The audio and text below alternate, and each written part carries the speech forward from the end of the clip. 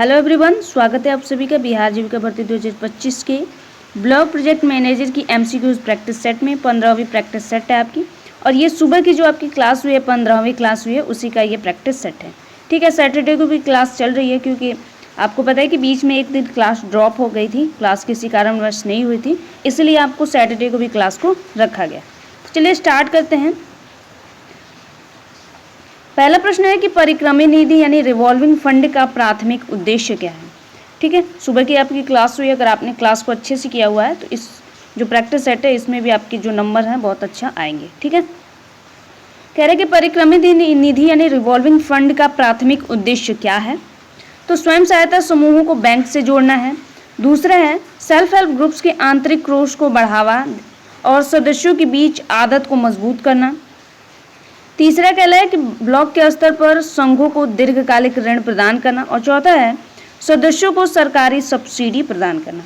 तो आपको पता है जो रिवॉल्विंग फंड होता है उसका प्राथमिक उद्देश्य क्या होता है। रिवॉल्विंग फंड का प्राथमिक उद्देश्य क्या होता है, तो ऑप्शन नंबर बी होगा स्वयं सहायता समूहों के आंतरिक कोष को बढ़ावा देना और सदस्यों में बचत की आदत को मजबूत करना। आपको पता है ये जो फंड होता है स्टार्टिंग में दिया जाता है, अगर कोई नया सेल्फ हेल्प ग्रुप्स बनता है तो उसको दिया जाता है। अगर उसको बने हुए 3 से 6 महीने हो गया तो उसे अपनी शुरुआती जो वित्तीय आवश्यकताओं को पूरा करने के लिए ये फंड दिया जाता है। ठीक है, और 10 से 30 हज़ार के बीच में ये फंड होता है, आपको पता है कि क्लास में भी आपको मैंने बताया है। कह रहा है कि अगला प्रश्न है कि सामुदायिक निवेश निधि यानी कम्युनिटी इन्वेस्टमेंट फंड किस सामुदायिक संस्था को प्रदान की जाती है। तो व्यक्तिगत स्वयं सेल्फ हेल्प सदस्यों को या स्वयं सहायता समूह के उच्च स्तरीय संघों जैसे ग्राम संगठन या क्लस्टर स्तरीय संघों को दिया जाता है। तीसरा है ब्लॉक स्तरीय सरकारी कार्यालय को दिया जाता है। या चौथा है बैंक शाखाओं को दिया जाता है।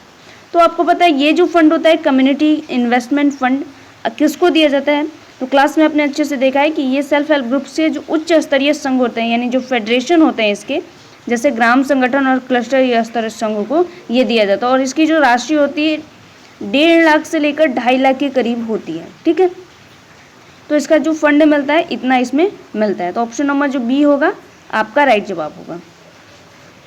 अगला प्रश्न कह रहा है कि रिवॉल्विंग फंड और सीआईएफ के तहत सेल्फ हेल्प ग्रुप्स द्वारा ऋण की पात्रता के लिए अनिवार्य शर्त क्या है। यानी सेल्फ हेल्प ग्रुप्स को जो ऋण मिलेगा उसकी पात्रता के लिए क्या शर्तें निर्धारित की गई हैं जिसके आधार पर उसको ऋण मिलता है। तो कम से कम 1 लाख की व्यक्तिगत बचत। दूसरा है केवल उत्पादन गतिविधियों के लिए ऋण की मांग करना। तीसरा है पंचसूत्र का नियम और सफल अभ्यास। और चौथा है सेल्फ हेल्प ग्रुप्स में 50 से अधिक सदस्यों का होना। तो आपको पता है जो सेल्फ हेल्प ग्रुप्स को जो ऋण मिलता है वो किसके लिए मिलता है, तो पंचसूत्र के नियमों के सफल अभ्यास अगर वो करते हैं तभी वो उनको क्या होगा कि ऋण के लिए वो पात्र होते हैं। ठीक है, तो ऑप्शन नंबर जो सी होगा आपका यहाँ पे राइट जवाब होगा। प्रश्न पे चलते हैं। अगला प्रश्न कह रहा है कि सीआईएफ का उपयोग करते समय सेल्फ हेल्प ग्रुप्स किस योजना या दस्तावेज के आधार पर अपने सदस्यों को ऋण देता है। यानी जो सीआईएफ का उपयोग करते हुए जो सेल्फ हेल्प ग्रुप्स है किन दस्तावेजों के आधार पर यानी किन डॉक्यूमेंट्स के आधार पर उनको ऋण देने का काम सेल्फ हेल्प ग्रुप्स करता है। तो बैंक के पासबुक के आधार पर देता है, समूह का सदस्यता पात्रता के आधार पर देता है, या सूक्ष्म ऋण योजना के तहत देता है, या वार्षिक सरकारी बजट के तहत देता है। तो आपको पता है ये जो ऋण दिया जाता है वो किसके आधार पर दिया जाता है, तो सूक्ष्म ऋण योजना यानी माइक्रो क्रेडिट प्लान के आधार पर क्या किया जाता है, अपने सदस्यों को ये ऋण देता है। तो ऑप्शन नंबर जो सी होगा यहाँ पे इसका राइट जवाब होगा ऑप्शन नंबर सी। अगले प्रश्न पे चलते हैं। अगला प्रश्न कह रहा है कि सीआईएफ को संघों यानी फेडरेशन को प्रदान करने का मुख्य कारण क्या है। जो सीआईएफ को संघों यानी फेडरेशन को जो पैसा है, सीआईएफ का जो पैसा वो फेडरेशन को प्रदान करने का मुख्य कारण क्या है। तो सीआईएफ को केवल संघ ही उपयोग कर सकते हैं। दूसरा, संघ जो है सीआईएफ के संरक्षण के रूप में कार्य करते हैं और समूह स्तर पर निधि के परिक्रमण यानी रोटेशन और निगरानी को सुनिश्चित करते हैं।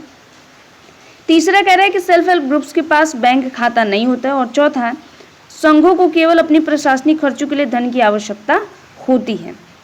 तो इसमें जो इसका राइट जवाब होगा, आपको पता है कि जो सीआईएफ को पैसा क्यों दिया जाता है, सीआईएफ को जो पैसा मिलता है यानी संघों को जो पैसा मिलता है उसका मेन कारण क्या होता है, तो ऑप्शन नंबर बी होगा संघ जो है CIF के संरक्षक के रूप में काम करते हैं और समूह स्तर पर निधि के परिक्रमी यानी रोटेशन और निगरानी को सुनिश्चित करने का काम भी करते हैं। आपको पता है जो सेल्फ हेल्प ग्रुप्स की जो निगरानी करता है VOs यानी विलेज ऑर्गेनाइजेशन, जिसे ग्राम संगठन कहते हैं, वो करते हैं। और विलेज ऑर्गेनाइजेशन का जो संरक्षक होता है वो क्लस्टर लेवल फेडरेशन का होता है। तो ये दो जो होते हैं ये फेडरेशन होते हैं, तो ये इसीलिए इनको जो पैसा होता है दिया जाता है, ठीक है। और मैंने बताया कि 1.5 लाख से लेकर 2.5 लाख के करीब इसमें पैसा इनको मिलता है CIF के तहत। अगला प्रश्न पे चलते हैं। यहाँ पे मैं बता दूं कि डिमांड आई थी कि क्वेश्चन की संख्या बढ़ाई जाए, तो क्वेश्चन की संख्या बढ़ा दी जाएगी। आप टेंशन न लीजिए कि क्वेश्चन जैसे जैसे आपका कंप्लीट होगा आपको एक लंबा प्रोसेस में लेकर चलेंगे, ठीक है।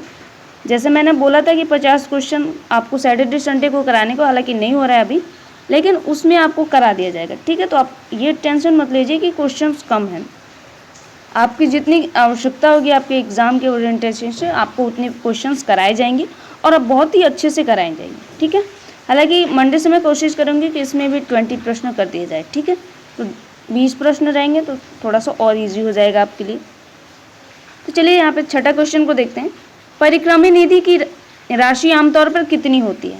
तो जो परिक्रमी निधि होती है, रिवॉल्विंग फंड होता है, उसकी राशि आमतौर पर कितनी होती है? तो अभी मैंने ऊपर भी बताया कि 10,000 से लेकर 30,000 के बीच होती है। पहला या दूसरे क्वेश्चन में मैंने बताया कि जो रिवॉल्विंग फंड होता है उसकी जो राशि होती है कितनी होती है? तो 10,000 से 30,000 के बीच होती है। तो ऑप्शन नंबर जो बी होगा यहाँ पे आपका राइट जवाब होगा, ठीक है, ऑप्शन नंबर बी। तो ध्यान रखना है कि यहाँ पे निधि वगैरह जो पैसे वगैरह हैं या जो कुछ फैक्चुअल जो डेटा है ना, आप उनको याद रखने की कोशिश करिए, क्योंकि ऐसे एग्जाम्स जो होते हैं वो फैक्ट्स डेटा पे चलते हैं, ठीक है। तो कुछ डेटा दिया जाता है, उसी डेटा के आधार पे वो प्रश्न पूछते हैं। तो जो डेटा अगर आपके जो सिलेबस में दिया हुआ होगा, जो चैप्टर्स है उसमें जो डेटा है उनको याद करने की कोशिश करिएगा और याद रखने की कोशिश करिएगा, क्योंकि उसी से एग्ज़ाम में क्वेश्चन बनेंगे, ठीक है। जो फैक्ट्स होते हैं इसी पे ये प्रश्न बनाते हैं। अगला प्रश्न कह रहा है कि सेल्फ हेल्प ग्रुप के स्तर पर RF यानी रिवॉल्विंग फंड के प्रबंधन में सबसे महत्वपूर्ण कार्य क्या है?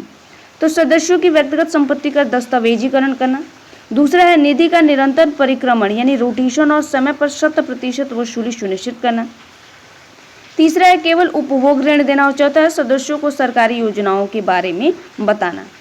तो यहाँ पे ध्यान रखना है कि जो रिवॉल्विंग फंड के प्रबंधन का महत्वपूर्ण कार्य क्या है? तो निधि यानी ऑप्शन नंबर बी होगा, निधि का निरंतर परिक्रमण यानी रोटेशन और समय पर 100% वसूली सुनिश्चित करना है।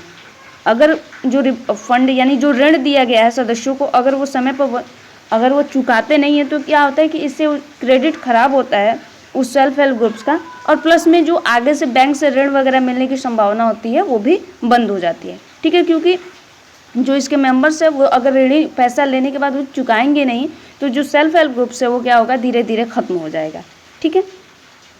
तो ऑप्शन नंबर बी इसका राइट जवाब है। अगला प्रश्न कह रहा है कि CIF का उपयोग सेल्फ हेल्प ग्रुप सदस्यों द्वारा किस उद्देश्य के लिए किया जा सकता है? तो केवल उपभोग की वस्तुओं के लिए किया जाएगा, केवल आय सृजन गतिविधियों के लिए किया जाएगा, आजीविका गतिविधि या उपभोग आवश्यकताएं और उच्च ब्याज वाले ऋणों की अदला बदली यानी डेप्ट स्वैपिंग के तहत किया जाएगा, ये केवल आवास निर्माण के लिए किया जाता है। तो आपको पता है जो CIF के तहत जो फंड मिलता है सेल्फ हेल्प ग्रुप्स सदस्यों को, उसका उपयोग वो बहुत सारी आवश्यकताओं के लिए कर सकते हैं, जैसे आजीविका गतिविधियों के लिए कर सकते हैं, अपने उपभोग की आवश्यकताओं के लिए कर सकते हैं, या उच्च ब्याज वाले ऋणों की अदला बदली यानी डेप्ट स्वैपिंग के लिए भी कर सकते हैं। तो ये सारी बहुत सारी चीज़ें वो अपनी निजी ज़रूरतों के लिए यानी जो घरेलू वगैरह जो आवश्यकता होती है उसके में भी वो पैसा यूज़ कर सकते हैं। तो ऑप्शन नंबर जो सी होगा इसका राइट जवाब होगा, ठीक है। अगले प्रश्न पे चलते हैं। अगला प्रश्न कह रहा है कि कौन सा फंड जिसका प्राथमिक उपयोग सेल्फ हेल्प ग्रुप्स की आंतरिक बचत को प्रतिस्थापित यानी सब्स्टिट्यूट करने के लिए नहीं बल्कि ऋण जाल से मुक्त यानी डेप्ट स्वैपिंग और बड़े आर्थिक निवेश के लिए किया जा सकता है?